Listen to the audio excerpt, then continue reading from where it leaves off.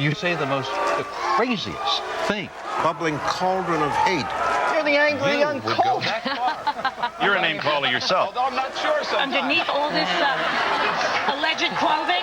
I think you say it for effect. Don't you think you get to be too mean, though? You obviously don't believe in our system of justice. You've grievously been unfair to some folks in here. You, of all people, to make that charge. A flamethrower. That you spit hate. Sound like Rush Limbaugh and drag. It was when I started editing the Cornell Review, my senior year of college, that I suddenly decided I wanted to be a writer, because it was really fun having liberals, getting liberals to go crazy. It's kind of addictive. It was one of these alternative conservative papers. You'd put out your Cornell reviews, and liberals would come along and stage burnings of them. They'd sweep up, it was free, of course, they'd sweep up huge stacks and throw them away. We had gotten a tip that the university trustees, this is funny that I remember this, had written a report on minority enrollment at Cornell and how to get it up. The leftist version of, well, blacks, of course, you know, they're stupider, so we're going to have affirmative action. Just, you know, straight out in this liberal, patronizing racism. And so we run all these quotes from it and make fun of it. Anything touching on race, there was a huge firestorm. Huge. Oh, meetings, town hall, weeping, hugging. That was when I first started getting hate mail. And, you know, you realize very early on, you either like hate mail or you don't. And I like it. I think liberals are a bunch of whiners. I mean, every time people won't publish... Hey, why so preemptive? I always thought I wanted to be a lawyer, you know, ran in the family.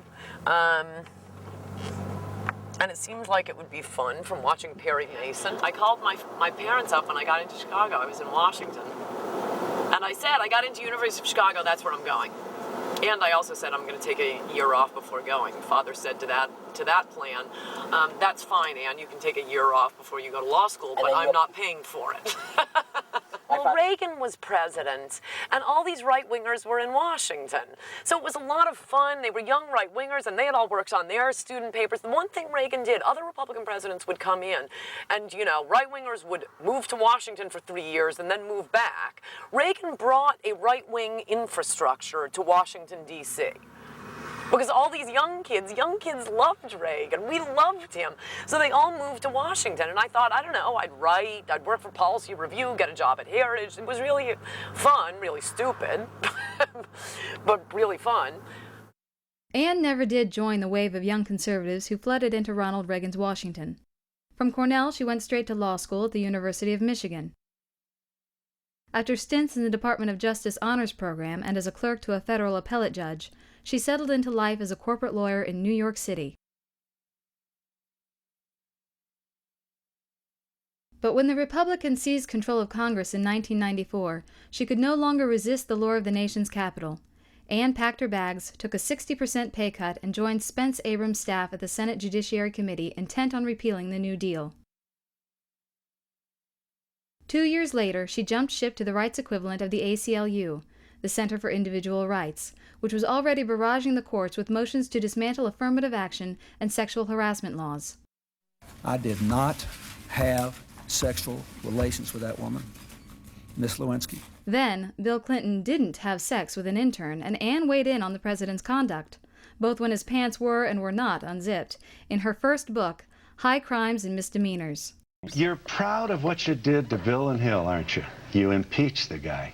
Thank you. You're one of the few who will give me credit for that. You played Monica's tape recorded conversations with Linda Tripp at your house parties. No, that is utterly preposterous, but I love that there are so many rumors about me out there. 3 years later, she returned with an attack on the media with Slander, a volume so explosive that HarperCollins, which had commissioned it, refused to publish it.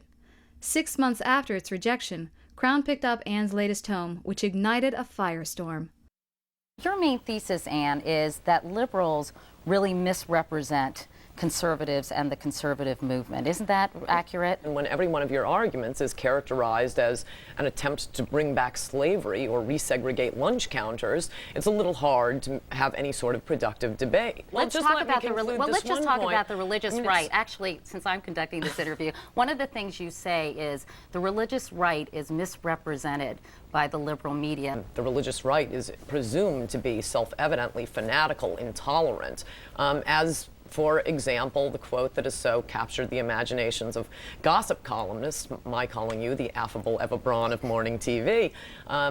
They can't put everything in context, but the context of that was a speech in which you blamed the dragging death of James Byrd on the intolerance created by evangelical Christians, which is just an astonishing statement. By the time Treason was released in the summer of 2003, Ann Coulter had become a name-brand political celebrity, the first female writer to break into those ranks since Gloria Steinem. When I am responding to 50 years of the liberal creation of a myth, turning an honorable American, a great American patriot, Joe McCarthy, into a virtual Nazi. I'm not going with the great I'm telling American the truth patriot. about. I'm not going with that. Okay, that's I'm because going you with buy into the a behemoth guy myth. who used his power to do some good, but a lot of bad too. Like what?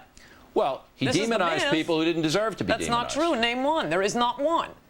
I'll This name is one, the myth. Dalton Trumbo. He had nothing to do with Dalton Trumbo. Sure he did. It was a House of Un-American Activities Committee, all right? And who was overseeing The reason he is known that? as Senator McCarthy is that he was in the Senate, not the House. The conservative movement has found its diva. Ann Coulter, such a familiar figure, such a strong voice. One of the most successful right-wing pundits. Ann has emerged as one of the nation's most prolific political writers, churning out a book every year, a syndicated news column every week, and pushing the envelope on every issue in speeches, radio interviews, and television commentary. You referred to swarthy males. Right. And that upset some people. You understand that phrase, swarthy males, can be offensive to some people. No, actually, I rather like swarthy males. Well, the good part of being a Democrat is that you can commit crimes, sell out your base, bomb foreigners, and rape women, and the Democratic faithful will think you're great. John Kerry, John Edwards, and Howard Dean have emerged from the Iowa caucuses in a three-way race. When Bill Clinton heard the news, he said, you know, I remember my first Iowa three-way like it was yesterday.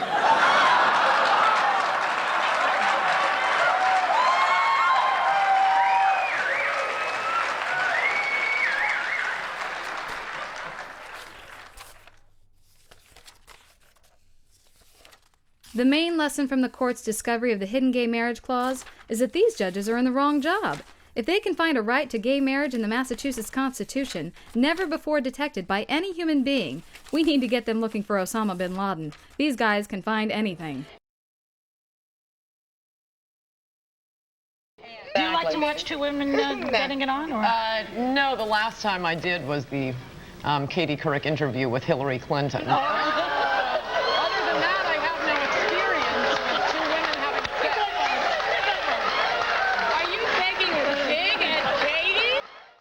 I've been dying for someone to ask me this because I came up with a solution a few weeks ago. We put the Palestinian state in France.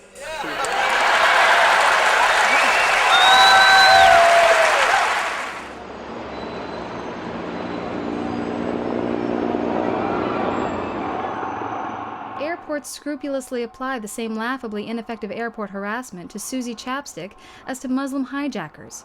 It is preposterous to assume every passenger is a potential crazed homicidal maniac. We know who the homicidal maniacs are. They are the ones cheering and dancing right now.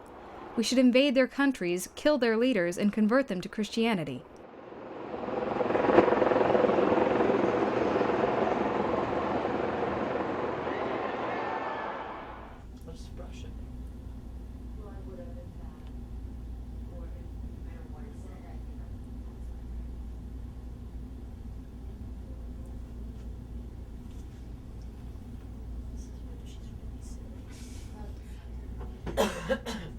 This is what the Ann Coulter doll should look like. Oh, I know. And in fact, we brought that guy one time. I was showing them some of the various versions of the Ann Coulter doll. Oh. She saw the bald head I hope version. I wasn't insulting the guy. I'm like, you made her No, nose but too you weren't pointy. doing enough of it because they're just going to keep sending. We're not going to get this doll ever done if he keeps making me look like Cruella de Vil. Yes, and see what they do on a Barbie. is the hair goes in concentric circles. They haven't done that. They have, it's like bald for